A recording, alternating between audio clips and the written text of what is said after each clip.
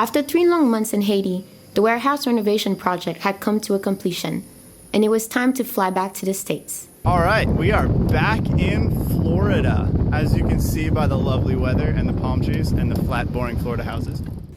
My grandmother lives in Port St. Lucie, about 15 miles from the marina, so we stayed most of the weekends with her, drank some nice homemade smoothies, played cards, and kept her company.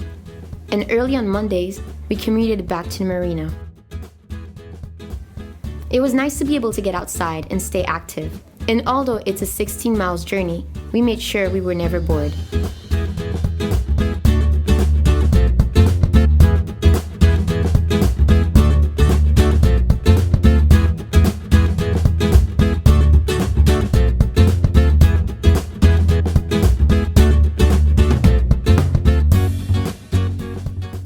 Today, unfortunately, we didn't expect it to rain, and we're soaking wet, and it stings like bees right now. it's quite entertaining. At least it's not a boring ride, let's put it that way. We have 10 more miles to bike before we get home. Next time we'll definitely have to keep the habit of checking the weather before going anywhere, so yeah. However, we made the best of it. We really missed our boat, and we were so excited to get to Uma. And we were happy to see that she stayed exactly as we left her. No fallen tree or pole, no mold. It's like we never left. We prepared a list of tasks that we need to focus on. But of course, the more we wrote, the more we noticed things to take care of. The list went on and on. So we pulled out the sticky notes and got to work.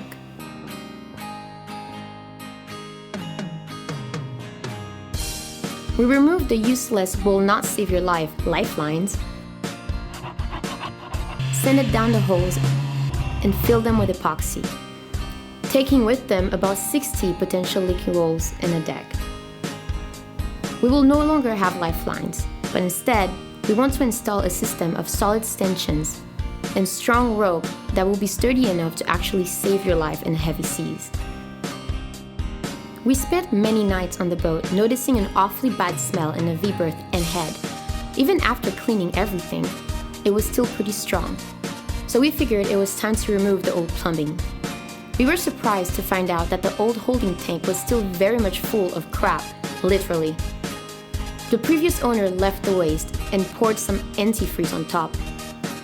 Yup, it was a nasty job, but one that had to be done. We got creative with it. We cut out a hole in the tank, and since we had 2 manual bailing pumps, we sacrificed one for the betterment of our noses, sucked the nasty stuff into a bucket, and flushed it away in the boatyard bathrooms. When it was near empty, we added some sand to absorb the remaining liquid, and finally threw that away in the dumpster. Smelly hoses and holding tank liquid was one job we swore never to have to deal with again. After that nasty job, we felt the need to take a shower and decided to take a break. This amazing portable dinghy is so light, Dan alone carried it down to the dock, and we started to assemble the parts.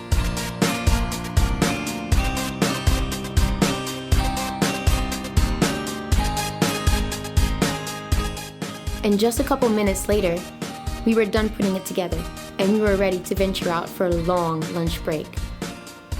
It was quite impressive how well the motor worked too. She got to a plane with little effort and managed to top out around 16 miles per hour. We found a quiet, isolated spot on a tiny island where we could enjoy one of the favorite lunches, bread and hummus. Yummy!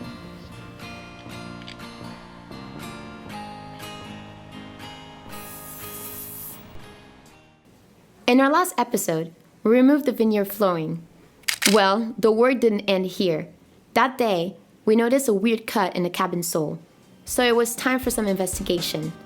We removed that piece, and what we found was disturbing. So I think we found the cause for our keel wobble. When they picked our boat up off the trailer, the keel kind of wobbled back and forth and was flexing the hull. And it obviously had hit a rock at some point, and the back was damaged a bit. But this piece had been cut out previously to inspect, I guess. But all of this tabbing on these wood floors is coming loose, which is most likely why our keel's wobbling. So we're gonna have to cut out this whole piece of floor and re-glass all of these back onto the hull so that nice and secure keel to hull joint again. But this wood looks like it's in okay condition, so we'll probably be able to reuse it, which is good. At least we seem to have found the problem.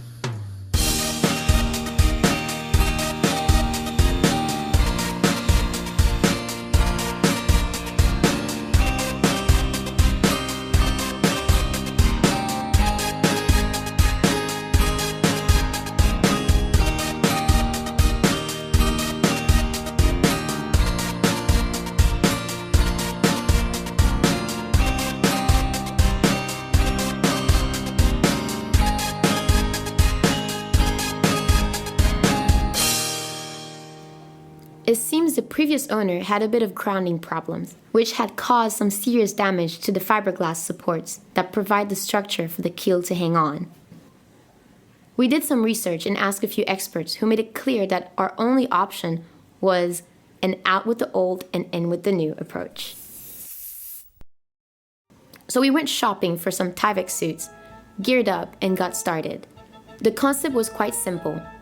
Grind out all the old, damaged fiberglass and replace it with new, but of course, easier said than done.